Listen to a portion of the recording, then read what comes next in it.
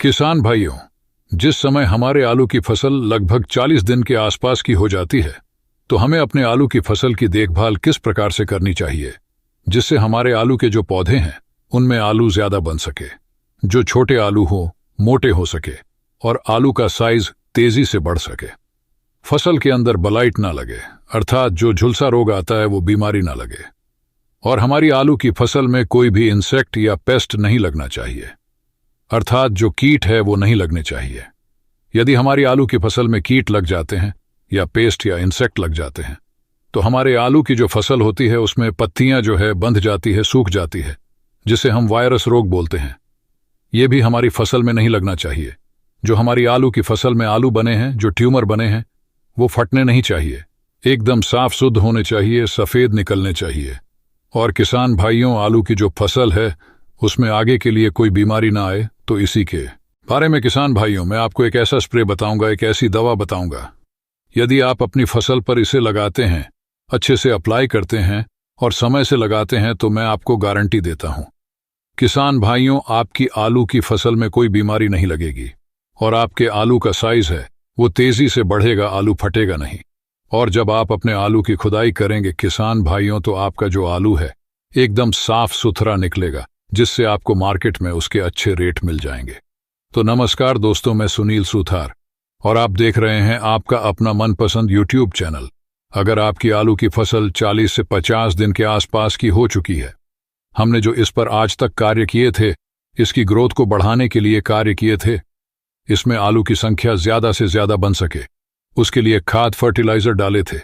परंतु किसान, हमें अब जो इस पर कार्य करना है, हमें इनकी जो ग्रोथ है पौधों की वो हल्की करनी है, अर्थात इनकी ग्रोथ ना बढ़े परंतु इसकी जड़ में कार्य करना हमें, अर्थात आलू ज्यादा से ज्यादा बन सके और आलू का साइज अब तेजी से बढ़ सके, अर्थात आलू जल्दी से मोटा हो सके, जिससे हमें आगे जाकर उसकी पैदावार भी मिल सके। तो इस पर जो भी आपको स्प्रे करनी है, जो मार्केट से आपको दवाइयां लेकर आनी है, एक तो आपको फंगीसाइड लेकर आना है। फंगीसाइड जो आपको लाना है साइजेंटा कंपनी का रिडोमिल। किसान भाइयों, इसके अंदर टेक्निकल की बात करूं तो इसके अंदर जो टेक्निकल है किसान भाइयों, मेटल एक्सेल 8% और मैनकोजेब 64% टेक्निकल होता है। आप इसे ले सकते हैं, ये आप डुपॉन्ट कंपनी का कर्ज के नाम से आता है, आप उसे भी ले सकते हैं, या आप जीव एग्रो कंपनी का फेंटिंग, आप इसे ले सकते हैं।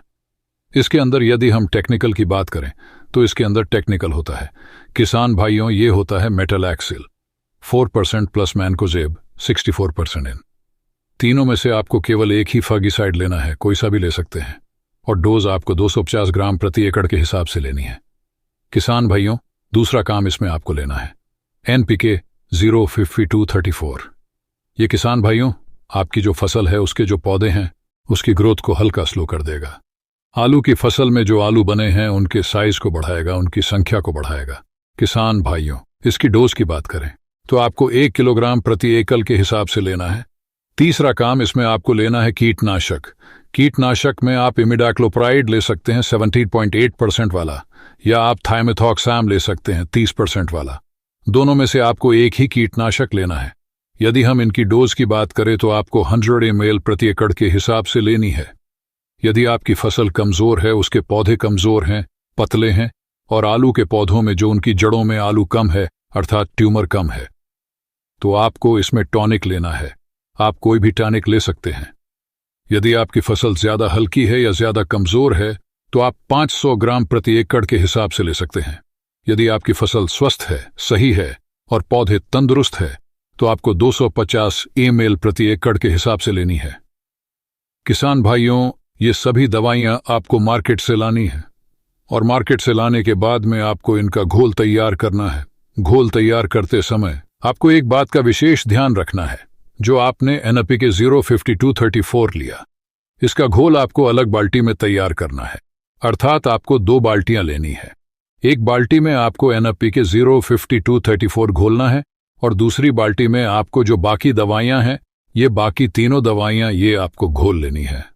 मान लीजिए आपको अपनी आलू की फसल में 6 टंकी पानी लगाना है, तो आपको 6 लीटर पानी में तो NPK 05234 घोल लेना है, और 6 लीटर में आपको जो बाकी दवाइयां किसान भाइयों ये अच्छे से घोल लेनी है।